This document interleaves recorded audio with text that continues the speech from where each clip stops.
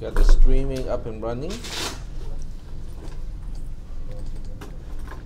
So what we'll do today is to go over a practice test. It is mostly, or at least part of it is the exam from last semester. But it's not the same because I'm teaching the material in a slightly different order, so that's why it's not going to be the same.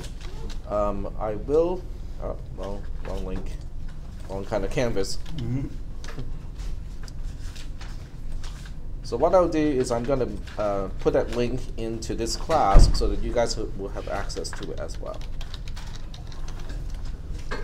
So I need to go to my Google Drive to retrieve that.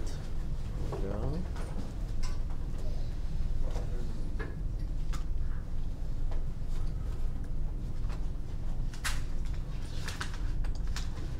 It's one of the old X1. Nope, this is the wrong class. And this may be the right one. Yep, okay. So let me change the view to, nope, not print layout, that's good already. Magnify a little bit, there we go. All right, so first thing first, in the exam one next week, which is next Wednesday, because I always have the actual exam 1 week after the practice exam, and today is the practice exam. Make sure that you write down your last name first, your family name first, because this is how I sort out the whole thing, and this is how I figure out whose test it is. The student number is just insurance, because sometimes when people write down their names, to me it's not very legible. So if I cannot read the last name, I'm gonna have to use the student ID to find out, okay, whose test am I looking at? So last year or last semester, the test was administered on March 7th, which is about a week, a month and a week, no, maybe about 6 weeks, from the beginning of the semester. The test is going to be open book and open notes, no electronics other than your calculator. So you are allowed, and I do want you guys to bring your scientific calculator, but not a scientific calculator app on your phone. Okay, it's just a calculator like a TI-80 something would be perfect for this. I don't think you will need to have a really complex calculator. Anything that can do multiplication, square, division, should be fine. Okay, I don't think you will need exponent or log in this case, or sine and cosine and tangent. It's open book and open notes, which means anything that is either printed or handwritten prior to the test, you can bring it with you. Okay, if you find a book, okay, on propositional logic or set theory or anything that you think will help you, bring that too. Okay. If you think you'll be very bored because the test is going to be so easy and you want to bring along Harry Potter, that's fine too, or any novel, okay? Anything that's not offensive is going to be okay. We bring the practice test. You can bring the practice test. You can print it out, bring it, annotate it, bring it with you. That's absolutely okay. The assessment is individual. In other words, your score should reflect your own competency and your own knowledge of the subject matter, and not of anyone else. Okay, so that's really kind of important. No sharing of notes or book material during the exam. So if you are working with somebody else, you come up with a condensed version of the notes. Make a copy of that. Okay, so because I don't want people to share notes during class or during the exam. And do not talk about the questions with students who may not have taken the exam after you have taken the exam. So don't share anything with other people, because I want that other person who may not have taken the test to have an individual assessment as well. If you need accommodation, let me know, because we might need to finish some paperwork with the DSPS to arrange for extra time or a different place and stuff like that. You probably want to bring additional sheets of paper. Just binder paper is fine. Nothing needs to be fancy. I have learned over time that grid can be helpful, because this way things can line up easily. So instead of bringing just blank paper, you might want to bring something that is either lined or grid already. Write legibly or try your best. I cannot give points to answers that I cannot interpret without an explanation after the exam, and that's not good. Question weights are indicated, they do not have equal weight. So you might want to take a look at, okay, which one carries more points, which one carries less points, and also gauge the difficulty before you get started. The exams accounts for 20% of your final grade. So if you ace the entire exam, you have just added 20% to your final grade. Is that okay so far, or anything here needs clarification? Okay. All right, so we're going to move into the actual questions. The question number 1, which is only worth 2 points. Okay. So one thing you might want to do, in the actual exam, is to quickly go over all of the questions. Okay, and evaluate. Okay, this question, oh, that's easy for me. It's worth 2 points, but it's easy 2 points. I might want to deal with that first. Or you look at the question and go like, well, this is worth 8 points, but it is really complex. I might want to do it later. Okay, so the idea is you want to get as many points as you possibly can given the amount of time that you have. So you always target the easy points first. Okay, and then by the time you get to the more difficult questions, maybe the easier questions would have warmed up your mind already, and you can actually tackle the more difficult questions later on. But what is easy for one person may not be easy for the next person, so you have to kind of use your own way to gauge whether a question is easy or not. So question number 1 is giving you a function. So when you see f colon d and then a right arrow to e, it is basically saying f is a function, or at least proposed as a function. D is the domain as a set, E is a codomain as a set. Okay? It doesn't quite spell out the function itself. It doesn't say how things are mapped in this case. And this one is really kind of vague. Okay? So this one is saying that, okay, if I tell you that f is a function, okay, viewing function f as a set, because it is a set of 2 tuples, okay? So I want you to tell me what is the largest possible cardinality of f, what is the smallest possible cardinality of f. And in this case, I want you to express both answers in terms of cardinalities of d and or e. And you can use arithmetic like max, min, addition, and subtraction, that sort of thing. And also set operations if you think you need it in order to provide this answer. Okay, so I'm not telling you whether f is, I'm just telling you it is a function. I'm not telling you whether it's injective or surjective. Okay, and can you make any conclusions? Can we say, okay, how big can f be? But you can refer to the cardinality of d as well as the cardinality of e, and do any type of arithmetic operations you want with those 2 numbers. So what do you think is the answer to this one, where the blinky cursor is? Cardinality. The cardinality of D. Okay, very good. That is the correct answer. Because a requirement of a set of 2 tuples being a function is it has to map every element in the domain to something in the codomain. Okay? And it has to map every element in the domain to one and only one thing in the codomain. And each 2 tuple is one mapping. So we need to have as many mapping as there are elements in the domain in order to accomplish that. Is that okay? So that's why the answer is the cardinality of D. Yep. Could you repeat that last where you said as many mapping as the domain? There has to be as many mapping, which each one is a 2 tuple in F, as there are elements in the domain D. Okay. Yep. Okay. So what is the smallest? What is the smallest cardinality of F? The cardinality of D cardinality. So smallest, it means everything. Yes. Or D. it cannot be smaller than that. Yeah. Okay, so it is D as well because it is exactly D. In other words, when you look at this, the largest possible cardinality and the smallest possible cardinality of F are both the cardinality of D, which means the cardinality of F has to be exactly the same as the cardinality of D. But that makes sense, right? It makes sense because of the one and only one part of the description. Each element of D has to map to one and only one element of the codomain. I don't really care whether they all map to the same thing in the codomain. Okay, that part is not relevant for this discussion. Yep. So what if E is an empty set?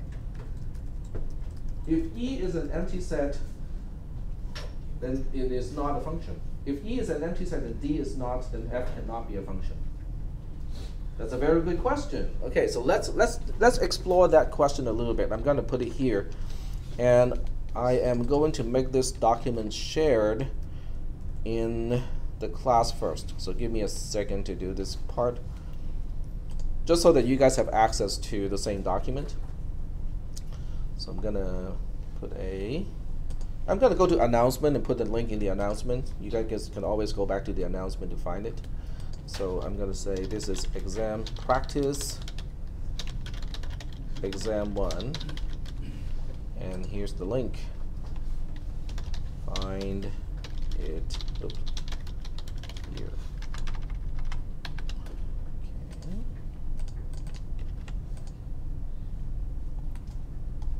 Save. But I also have to make it shared from here. Okay, so share, advanced, and we say public on the web so anyone can see it. There we go, done. All right. So if you have a phone, you can check it now, to make sure that the document is in fact accessible. Yep. Do you have you started OBS? Sorry? Did you start OBS? OBS? Yes, I believe so. Yep. So it's on, and the volume control is set up already. I think I got that. Okay, let's click here. Yep, so it's on, and the voice is good. But it's good to check. Yep. I think you just made it to where anyone can change the document. You should be able to do a share view only thing. Oh, is it view? Share button.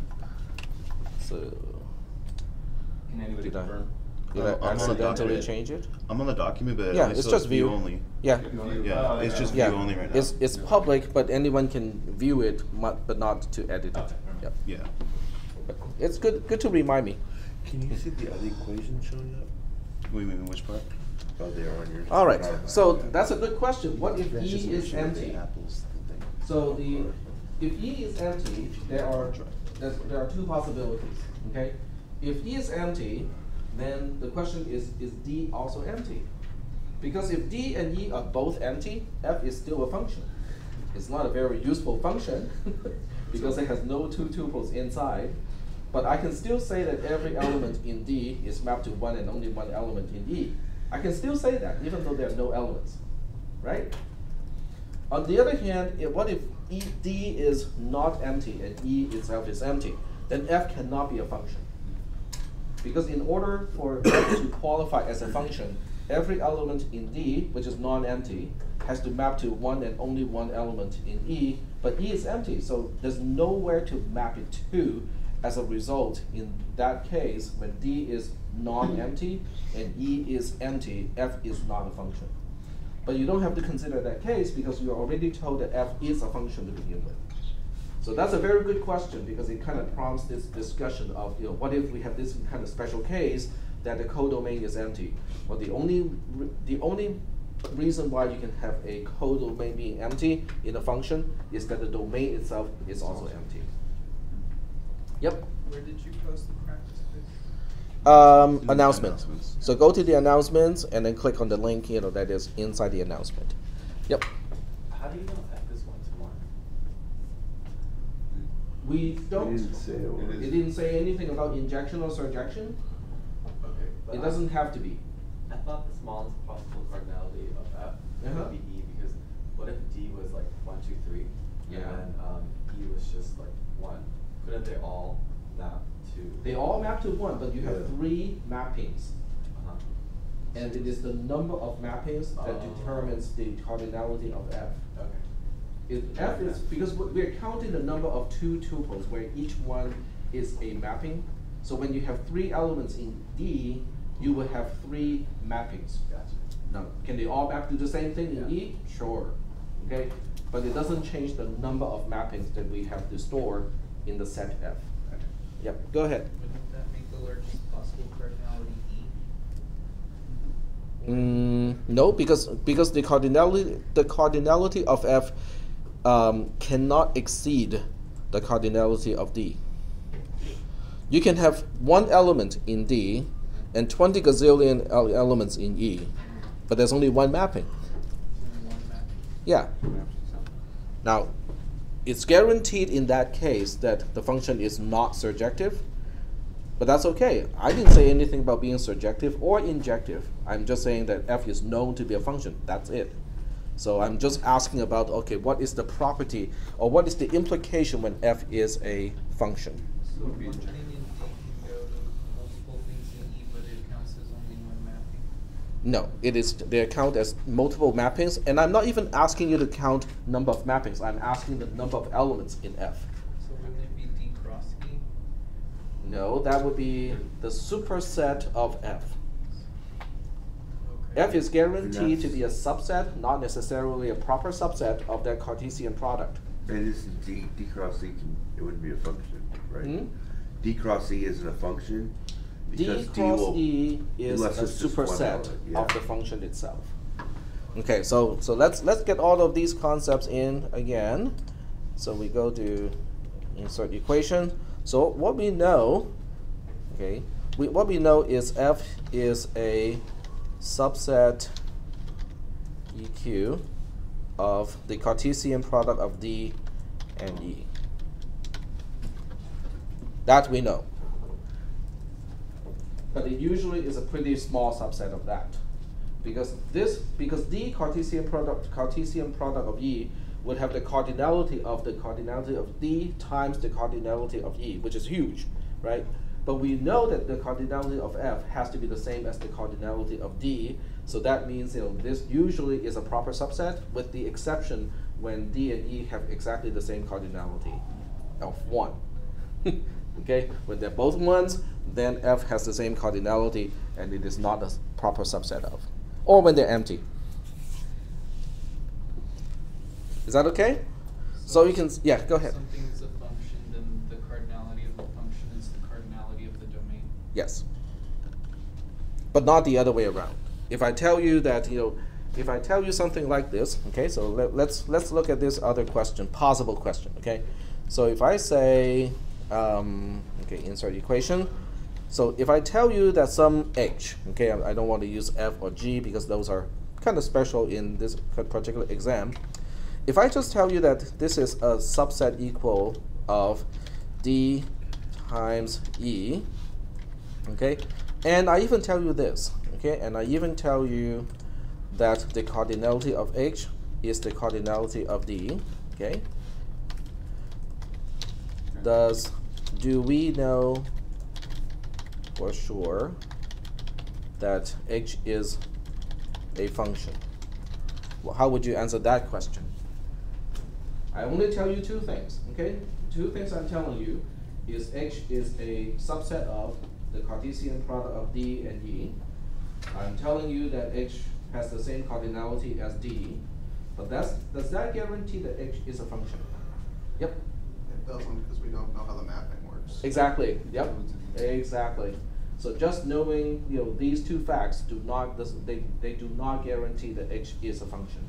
So relating that to the question, that is an implication. F being a function implies that the cardinality of F is the same as the cardinality of the domain D, but when you know that the cardinalities are the same, it does not go backward and say that F is always a function. Yep. And that's because as soon as something in the domain is mapped to more than one thing in the codomain, it's not Yes, a function. exactly. You can come up with counterexamples. So to answer this question, the answer is no. The answer is no, and a counterexample is enough as proof. Counterexample would be like what? A counterexample would be something like this. You give me an exact case of how you define D and E and H. Okay, I'll give you one counterexample right here. So insert equation. We say, okay, so we'll just say that D is a simple set like 1, 2. We say E is a simple set like A, B, okay? So we'll also say that H is a set of 2 tuples, right? So we can have, 1A and 1B. So in this specific case, you can see that, H is a subset of the Cartesian product of D and E, right? It pulls it pulls the first element from E, and it pulls another element from E as a second thing in the 2 tuple. They have the same cardinality. They all have cardinalities of 2, but yet H is not a function because it maps only one thing out of 2 things in the domain for one thing, and it maps it to 2 different things in the codomain. So it breaks 2 rules all at once.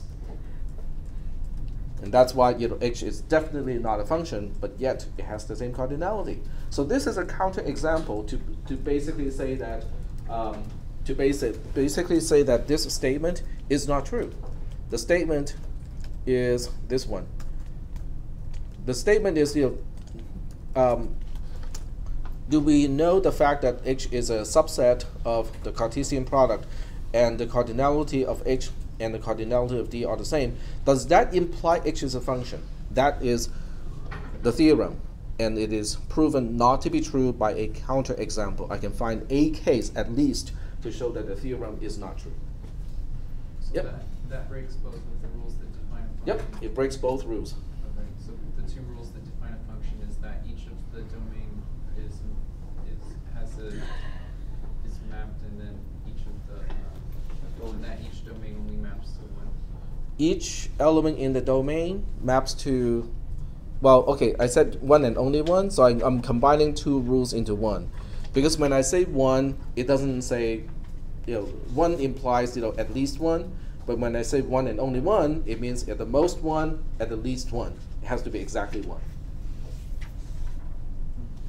Okay, cannot be 0. Okay, so are we okay with this question? So the discussion of the test or the practice question is not really just to show you guys, okay, this is the question from last year or last semester, but more importantly, it is the topic, the scope, and also what is involved, what concepts are involved to answer this question. Yep. How would you solve using max and min? I don't need it. They're only there to confuse you. It's kind of like you're a mechanic, car mechanic in a shop, right? So okay, we have this problem. The battery of this car is dead. Okay, so I bring in a car that wouldn't start, but you have a huge toolbox of all kinds of wrenches and whatnot.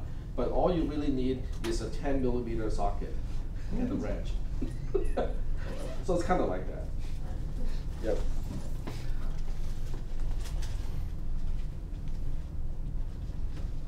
Okay, so this is question number 2 in that particular exam.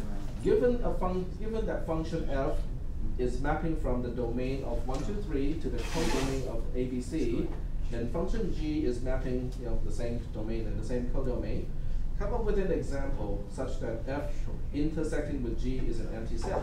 If you think this is not possible, explain why that is not. Why that is the case. Why you think it is not possible. So I want 2 functions. One is f, one is g. And I want the intersection of those 2 functions, which are seen as sets in this case, to be empty. So all you have to do is to think of an example. Yep. So f could be 1 map to A, 2 map to B, 3 map to C, and g could be 1 map to B, 2 map to C, 3 map to A. Yep, that will work. But I have another example that's really easy, or easy to spell out. F maps everything to A, G maps everything to C, to B. Then they have no intersection. Right? Is that okay? Yeah. Okay.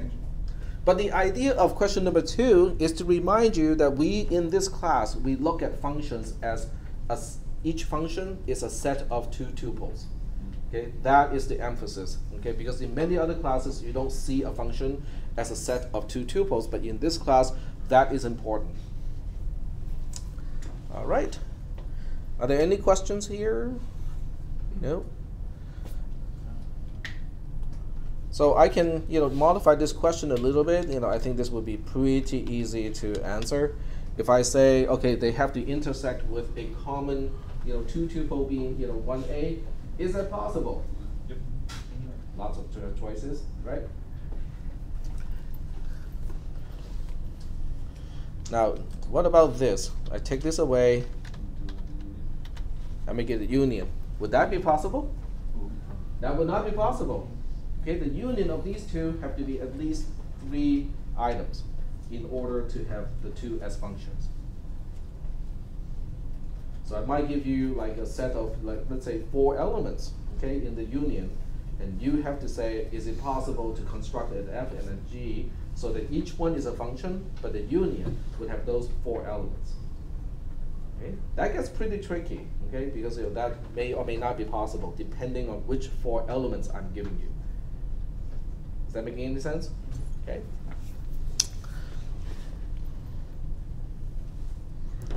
Okay, question number 3, I cannot ask you because we have not talked about C and F, which is the next topic in propositional logic. Okay, so we haven't talked about conjunctive normal form, so I cannot ask you that question. That's why I'm striking it out. Question number 4, I cannot ask either because it uses relations, which we also have not talked about. Same thing for question number 5 and question number 6. Now, question number 6 is because we haven't talked about composite functions, okay, which is a fairly simple concept built on top of regular functions, but since we have not talked about it, I'm going to strike it through as well. So instead of having those questions as your sample questions, I'm adding some additional ones. So question number 7 asks you assume that X is just ABC as a set, Y is 1, 2, 3 as a set. Qualify each one of the following. Okay, so there are 3 things supplied here. Indicate whether each one is a function, and if it is a function, tell me whether it is injective or surjective. So you cannot just say it is injective and assume that that implies it is not surjective. If it's not surjective, say it is not surjective. So each one needs to have a clear indication of whether it is or is not, injective and surjective. Okay, so we'll work with the first one. I think this should remind you of your homework assignment. Okay, so what about this one? Is that a function? No. Okay, not a function. And why is it not a function? A maps to 2 elements. Yep. Because A maps to 2 elements. And there's also a second reason. Now, for it not to be a function, one reason is good enough, but there's another one too. And B is not mapped. Okay, so there are 2 things that are wrong with this. Okay, what about this one? Is it a function? Yes. It is a function because every element in X is mapped to one and only one thing in the codomain. Okay, they're not unique. So that means that we can now answer the other questions. Is it injective? No. Not injective because It's not unique codomain yep, elements. because FA equals FB. Now that is enough already, for this not to be injective. But if you want to point out that, yes, that is also true. Okay, fine. That's a reason why it is not injective. Is it surjective? No. It is not surjective because the elements 2 and 3 in Y are not mapped. Okay. Not surjective because the elements 2 and 3 are not mapped in the codomain. Okay. What about this one? It is a function. Okay. Is a function. Is it injective? Yes. Okay. Injective. Is it surjective? Yes. Yep. Okay. Very good. Because each one is mapped to a unique item. So this observation kind of tells you something. If the domain and the codomain have exactly the same cardinality, you can do certain types of implication. Okay? What kind of implication are we talking about? It's injective and surjective. If it is injective, it has to be surjective. and vice versa. If it is surjective, it has to be injective. They imply each other. Okay, very good. But f has to be a function first. Okay, so f has to be a function, and the cardinality of f, the domain and the codomain, they have to be the same in order to use that implication. Injectiveness implies surjectiveness, and surjectiveness implies injectiveness. Okay. So did you guys explain to me, why it is not possible to construct a case that is injective but not surjective, given that x and y are like this? Because the only possible case of making something injective would also make it bijective. Okay. Which would mean that. But without using the theorem that we just talked about Oh. before. Okay, so let me post that question here. Why is it impossible or not possible to have a function? I'm gonna use the full format here just so that it is clear what is the set and what is the domain and what is the codomain. Yep, go ahead. I was just gonna answer your question. Oh, okay, go ahead. There are 3 things to map and 3 things to map with. If each thing that you're mapping with maps to a unique thing, all the things are mapped. Okay. That's reasonable. Satisfies both.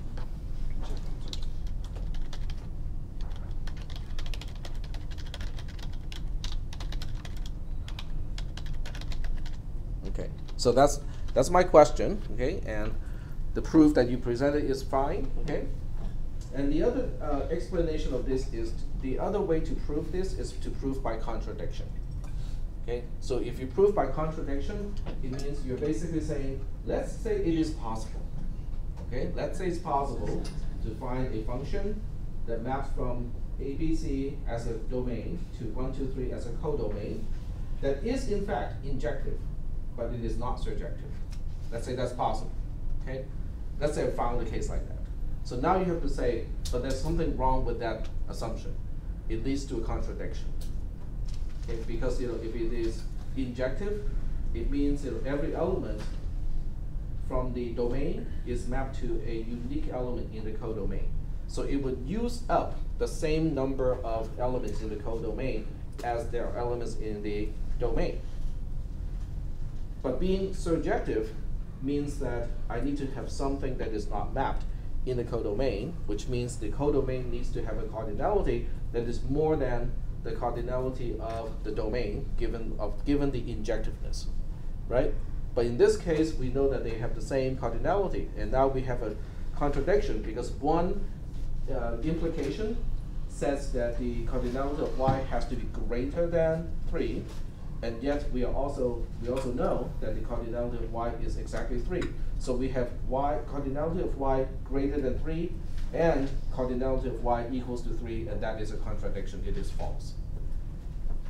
Okay, so we will get to proof by contradiction later on in the semester. Yep. So for this case, can we just say that because the cardinality of the codomain and are equal to the domain, so that's why?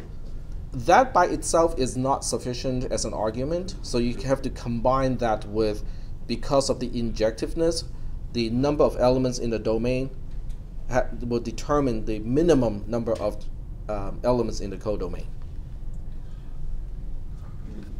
Is that okay? So you have to make use of the injectiveness in order to make that argument. So you have to use both the fact that it is injective but not surjective to make that argument. Okay. Question number 8. Question number 8 is the one part where you need a calculator. Because we're using that function g that we talked about in class to map n times n, which is the 2D space, to n. Do you guys remember that? How we fill the diagonal line with pixels and stuff like that? Okay. So show in detailed steps symbolically how you would make a 3D coordinate 415 in 3D space. And I make it very clear that it is an element of natural number times natural number times natural number. So don't worry about integers and stuff like that. They're all natural numbers to a single natural number. And to use a calculator, using a calculator, carry out the actual calculation / mapping and write down the natural number in this case.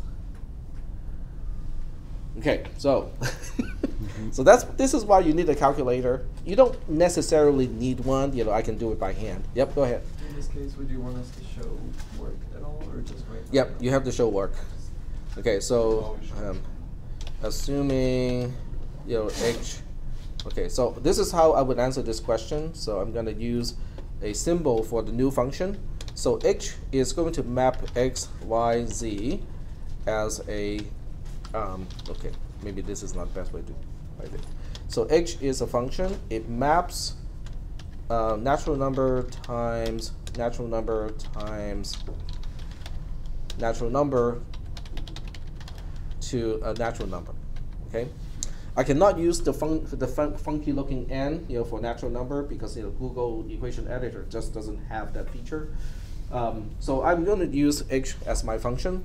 So I can now define h of x, y, z, which is a coordinate in 3D space, to be g applied to, it is your choice, how you want to kind of combine the two axes. So I'm leaving x alone and combining y and z like that. That's how I define it. You can define it in many other ways. Okay, this is just the way I choose to do it. Is that okay? There are 6 ways to do it. So there are 6 possible solutions. Each one is a little bit different in terms of the number that we'll come up with.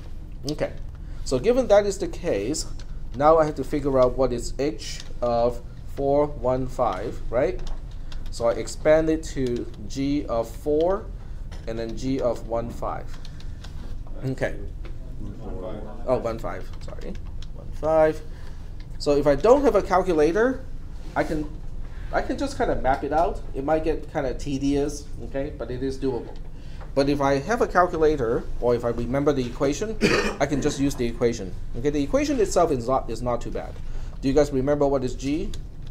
G of xy is x plus y times x plus y plus 1, the whole thing divided by 2 plus y. Yes? I hope you vaguely remember that one, because we spent about half a class to explain, how we come up with that equation, right? Okay, so knowing that, G15 is going to be 6 times 7, divided by 2 plus 5, and that would be 21 plus 5, which is 26. So now we have to figure out the other one, which is G4 and 26 on the other side. So that's going to be 30 times 31 divided by 2, the whole thing plus 26, and that becomes 15 times 31 plus 26. That's like 450 plus 15, which is 461. 465. Sorry, 465 plus 26, which is 491. If I can do it with mental math, so can you. Because I'm old. Your mind is supposed to run a lot faster. You guys are running at 4 gigahertz, and only running at several megahertz, several hundreds of megahertz. Is that okay? But I'm actually spelling out the whole calculation here with the expansion, because I cannot track all the calculations without writing out the steps. But the nice thing about this is I'm illustrating that, yeah, you can do it unless I'm dealing with some really huge numbers. You can actually do it by hand without using long multiplication and stuff. Okay, so you have to do the inner and then you do the outer. Yep. You have to do the inner one and then you do the outer one, just like every time you have nested operators. Okay, cool. It's just so if I give you 491 and give you how h is defined using g, can you reverse it? 491. It's a little bit more complex to reverse it because you need to find square roots, okay? But since we're using the floor function in that square root thing, so you just have to find the the closest root, not the exact root. Okay, if you have to find the exact root without the calculator, that's pretty involved. But if you just need to find the number, the integer that is closest to the root, that's not too bad. All right. Yep. Go ahead. So would you give us one like that? The reversing? I do not know yet. I usually make up the question like the night before the exam.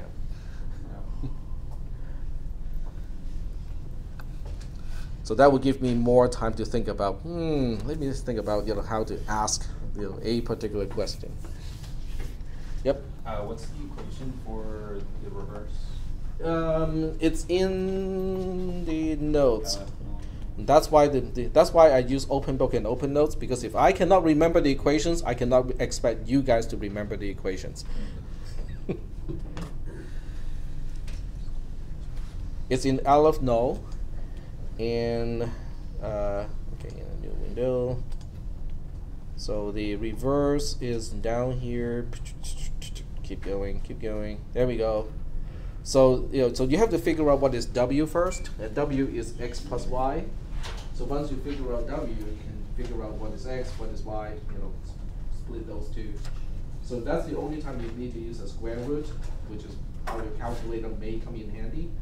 But if n is reasonably small, you can probably just do it by hand too.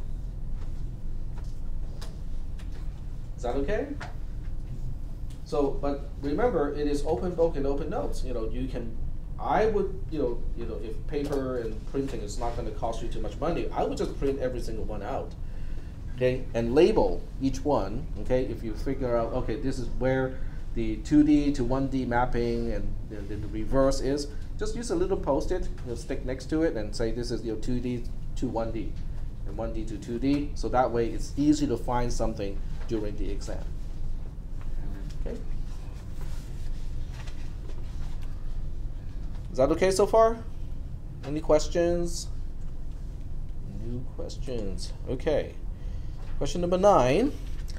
Assuming G is the same function as in Q8, which is the 2D to 1D mapping thing, in the following space, specify. Tell me how you can order the value, the G values of the 2 pixels. Okay, one pixel is x0, y0, and the other pixel is x1, y1.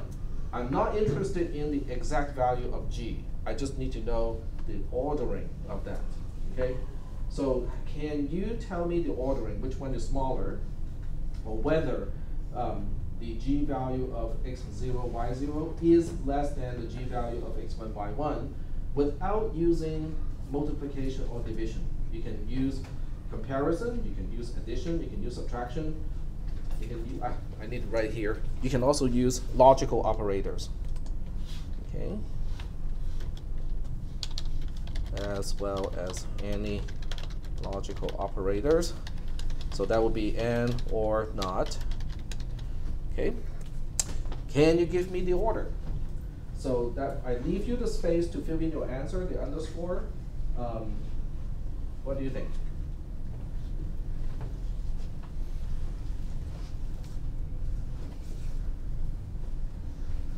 Yep. X dot x1 could be any value, so x1 could be greater or less than x naught. X by itself is not enough. So you have to combine x and y, and then you have to say, okay, there are 2 scenarios.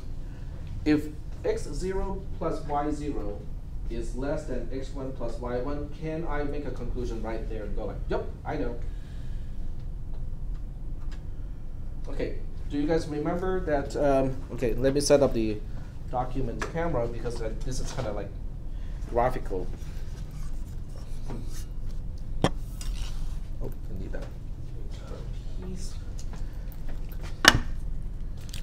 It'll be kind of nice if they have a interactive whiteboard that hooks up to my recording rig here, because that way, I can just use the whiteboard. But those things are very expensive. Has anyone priced out,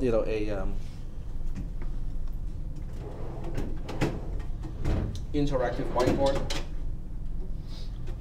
Maybe something just like a Microsoft Surface or a tablet. You choose record the tablet. You can do it that way too, but the tablet doesn't really write the same way. You know, I cannot write as small as I can using this setup,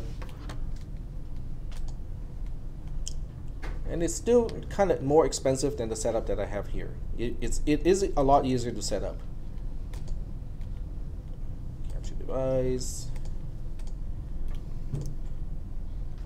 Yeah, because I can do this on the cheap. Like real cheap.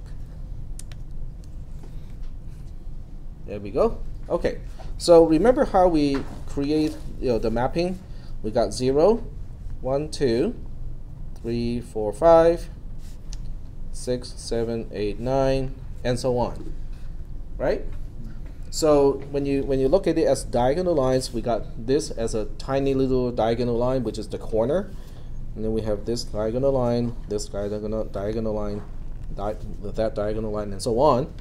And you can see how the ordering of the numbers, right? So as the diagonal line stretches to the northeast direction, the additional diagonal lines have bigger numbers. Is that okay? But how does that relate to the xy's? Okay, so looking at the same thing, this is location 0, 0. And then we're talking about 1, 0, 0, 1. And then we have 2, 0, 1, 1, 0, 2. I'm missing all the commas, but that's not important. 3, 0. We got 2, 1. Oops, 2, 1 is here. And then we got 1, 2. And then we got 0, 3. What do you notice? What is common to all the pixels in the same diagonal line? The x and the y add up to be the same, right? So that means the sum of xy tells you which diagonal line we are talking about. Okay, this is diagonal line 0, diagonal line 1, diagonal line 2, diagonal line 3, and so on. All right, so knowing this, yep. So what you're saying is if x equals y, x plus y equals x plus of g, and x plus y of the next g, like because x1, y1 are the same, then you can just compare the x and y values and see which one's greater. Yep, exactly. So that's why the answer is going to, no, if you use a single answer, oops, okay, erase a little bit too much. Okay, so if I were to answer this question, I would do the easy one first. Okay, in other words, if x0 plus y0 is less than x1 plus y1, which means x0 y0 is on a diagonal line that is closer to the corner than the diagonal line that x1 y1 is, then I know that the g value is going to be less than. Okay, I can return true right away. So I'm going to use a ternary operator here and say I'm just going to return true in this case. Is that all right? Okay. What if that is not the case? Well, if that is not the case, which is what I need to specify after the colon, is then I need to ask a different question. x0 plus y0 equals to, okay, double equal, y1 plus x1 plus y1. Because if that is the case, then I can use y0 and y1 to help me decide the order. Okay. So in this case, they're in the same diagonal line. If they're in the same diagonal line, then y0 less than y1 will give me the correct ordering. I don't even need to say true or false because y0 is less than y1 is going to tell me whether something is true or false. Is that okay? All right. What if that is not the case? It's greater than, so you have to go Then we can just say false. Yeah, And to close, yep, I think we got the right pairing of parentheses. Okay. Yep. So that addresses all the possible cases. Okay. How many people are not having an easy time reading this? Yep. I'm not sure what you meant by order. Ordering, that's what I'm asking. I just need to know whether the g value of x0, y0 is less than the g value of x1, y1. So we're proving that statement true or false. We are trying to find a way to evaluate this ordering, but without actually calculating the g values. Okay. Sum of x naught and y naught greater than x1 plus 1. Say that one more time. Why can you have a case where the sum of x naught, y naught is greater than x? Ah, very good. Okay, so what if x0 plus y0 is equal to or greater than? Greater than, right? Yeah. Okay, if it is greater than, it's definitely not here, then we'll get to here, right? But when we get to here, if it's not equal to, we'll say it's false right away. In other words, when x0 plus y0 is greater than x1 plus y1, I'll get to the highlighted false. Because it is the else of the else. Yeah. You could. The nesting makes it a little bit more. It is very confusing. Okay. All right. So if you were to write this as code, okay, how do you specify the code? So the way I do this is to say if x0 plus y0 is less than x1 plus y1, I'm going to use a really bad programming practice here. I just stick a return here, okay? Okay, else, I kind of need parentheses. I need braces for the else case because there's a sub case here. So the else is basically saying, okay, what if x0 plus y0 is not less than x1 plus y1? So if you want to structure the code in the clearest way, you can say it like this. What if x0 plus y0 equals to x1 plus y1? It's easy to understand, but it's just not. Then we just return the ordering between y0 and y1, because in this case, the two pixels are on the same diagonal line. If they're on the same diagonal line, then the y coordinate separates or determines the order. Is that okay? Because we have the same first part in the g equation, but they have to add the y value also. So when the first part is the same, then the g value alone will determine the order. Okay? But using this particular coding, then the else here will correspond to the third case, which is when x0 plus y0 is greater than x1 plus y1. So in this case, we can just return false because it tells me that x0 plus y0 as a pixel has a larger g value than the other one. So this is the same thing as bytecode. It's just coded in a different way. Yep. On the exam, if we're not used to using the logical operators, can you do the code? Yes, absolutely. So you can express it using a kind of more of a code way, kind of statement method instead of the expression methods. The other one is using basically I'm using a single expression to give out the same answer. Yep. So just to clarify, either way would be accepted? Yes. Okay. Yep. Well, as long as I know what you mean, it's okay. Well, of course. So even if you were so for some of you who are more kind of visual, so if you want to do something like this, x0 plus y0 is less than x1 plus y1, and you say this, even that is okay. Okay. Are there any questions that are directed to me? No? Okay, there you go. So you would accept like pseudocode is fine as well? Yeah, pseudocode is fine. Even if it's a pictorial, it is fine as long as it captures the same logic. So I'm just using a pictorial way here. So if it is this, then you say it is true. Otherwise, you have to differentiate between the other case, which is x0 plus y0 is greater than x1, y1. x1 plus y1, which is either true or false.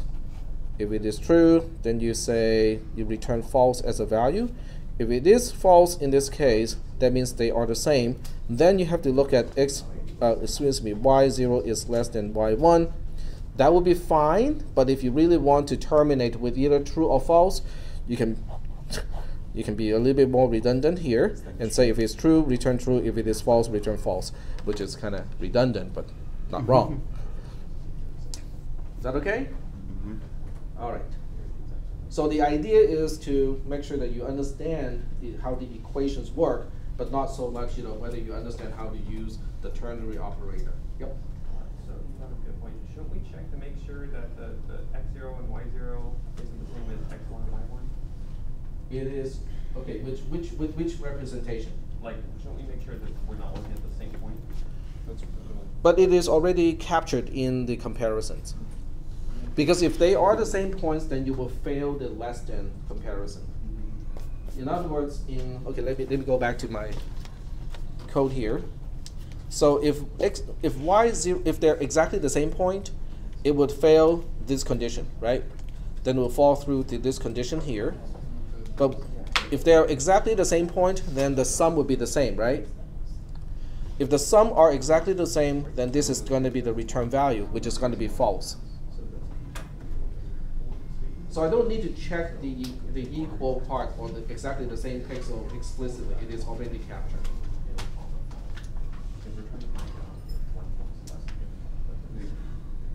The main purpose of this was to, in order to prove left side's true, what is returned? Right. Yeah, it's just rewriting. Because I only need to know whether it's less than. I need to know whether the G values, how they order, whether it's less than or not. Yep. I was also going to say you also don't need any of the else or brackets, because you can just run as stacks of if statements that you're just Yeah, none of these need braces. Yeah. Yeah, which breaks another cardinal rule of my own programming. So it breaks two cardinal rules that I put on myself, which is not using return except at the very end of a function, and always use braces for everything, even if there's only one statement. What is the point of doing that, like not using multiple return statements? Like, I've never come a teacher that's actually going to truly explain a good reason why. Because it encourages, okay, what if there's one point in a conditional statement in a loop that you know for sure, oh, there's no point in continuing the loop anymore, I got the right answer already. Would you use a return inside the conditional statement that is inside the loop? Maybe. Okay, but if you do that, and then you look at the statement that is right after the loop, and you analyze the code and go like, okay, how can I possibly end up here? Then the condition of the loop itself is not telling the whole story anymore. So we should just put the flag inside the loop so it pops out at that point? Right. So the reason why you're getting out of a loop, whether you're just getting out of the loop and continue execution, or I'm ready to return, you have to make that condition clear in the condition of the loop itself. And that will make it easy to analyze the code and to debug the code. So it's just better to analyze.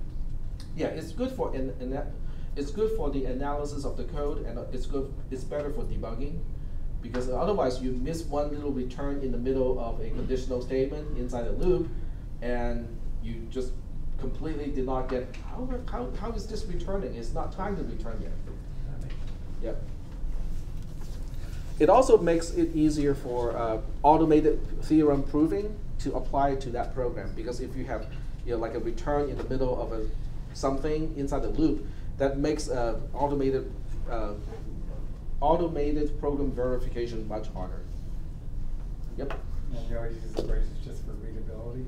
The braces are there because just in case I need to add something to the branch, I don't have to worry later. It's always a block already. I like that. You're a big fan. Keep it one line, so like keep the braces on the same line as the else if. I always put it on a separate line, because For readability. for readability, yep, exactly. Yeah. Because many editors will highlight the closing when you're on the open, and vice versa. So I know that if I know they will be on the same column, that makes it easier visually to find where it is. Yep. But that's a subjective thing, So I mean, you guys can have your own preferences. Obviously, different professors have different preferences. I mean, you guys have been exposed to more programming styles than just one. Okay, so you just have to pick one that works for you and works for your employer. The employer thing I'm not too worried about, because there are beautifiers, okay, code beautifiers that you can just specify how you want the code to look like, and it will automatically insert the additional curly braces and put everything to the beginning of the block and or on the same line. Yeah, that part is all mechanical.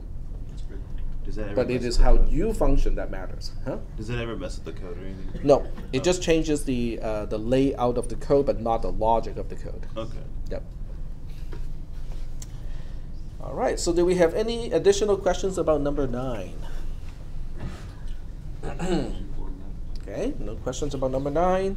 So, number 9 is telling you that knowing how the function g works is important. Okay.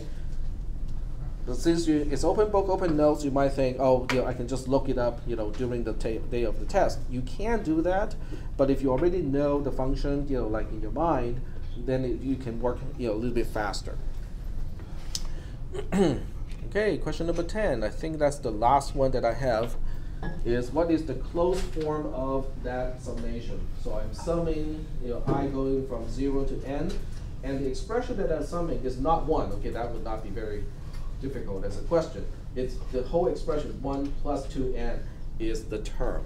Okay, but there's a quick and easy way to answer this question to make it almost trivial. There's no I. Oh, okay. So I goes here. Okay, thank you. All right. So how would you tackle this problem? Distribute the summation and then pull out the 2. Yep. Okay. So let's do it. So I'm gonna copy and paste it, and then we'll work on it. So copy, paste. All right. So we get back inside, and we'll do the summation twice. Copy, paste. So I do the distribution. So 1 is all by itself, and then 2i is here. And let me just add some additional parentheses just to emphasize what we are doing here. So I'm separating it into these two. Is that okay? And some of you may recognize this already and go like, oh, so we know we have the answer right now. Okay, but in case you have not noticed, then we pull the 2 out, right? Then you should recognize this by now. Because we also spent quite a bit of time to talk about the closed form of that thing. So now we take this whole thing and then we say it equals 2, and then we just change this part to, and since I'm in the math equation mode, it is going to be n times n plus 1, the whole thing divided by 2, but the 2 cancels out the other 2, right? So these 2 cancel out, so now it's just n times n plus 1 with no fraction. So I'm combining 2 steps in one. I'm turning the closed form into, oh, there's another simplification, isn't there? Oh, summation of 1 is 1. Yep. Well, okay, this is, but this is adding 1 how many times? N plus 1 times, because the index goes from 0. Okay, so let me just finish that part too. Because in order for this to be in closed form, we have to get rid of all the sigmas. So this part here is really just n plus 1. And if you want to do it one more step, now this is the answer already. This is already quote unquote in closed form. I did not ask for the simplest closed form. This one works already. But if you want it to be in the simplest closed form, then you say, oh, look at this. This is n plus 1, or 1 of n plus 1. And then we got n of n plus 1 on the other side. So we can now simplify the whole thing, oops, into here, and say this is n plus 1 squared. Because I'm doing the factoring, I'm reversing the, I'm doing the factoring. One side is 1 times n plus 1 as a whole thing. The other one is n times n plus 1 as a whole thing. So I can now combine the factor n plus 1 so that the 1 plus n becomes on one side. But 1 plus n is the same thing as n plus 1. So now we have n plus 1 times n plus 1, which is n plus 1 squared. Is that okay? So you can see how this relates to the proof that we have gone through in class, right? And at the same time, it doesn't really need a whole lot more algebra to get this done. It's just really recognizing parts. Yep. What happened to the 2? To the 2, you mean the over 2? 2 times the summation of I. It got canceled out by the 2 on the outside. This 2 on the outside is canceling the division by 2 in n times n plus 1 divided by 2. So that's, I combined 2 steps into 1. So when you get to the closed form, you can just kind of turn it in if you have time left. What is the next thing to do? Test it, right? Check it out. Okay. So you want to test it with relatively small numbers, okay, and definitely the boundary cases. So let's test n with 3, okay. So when n is 3, okay, so we'll go ahead and say that n equals to 3. So the original series is going to be 1 plus 3 plus 5 plus 7, right? And that turns out to be 8 times 2, which is 16, right?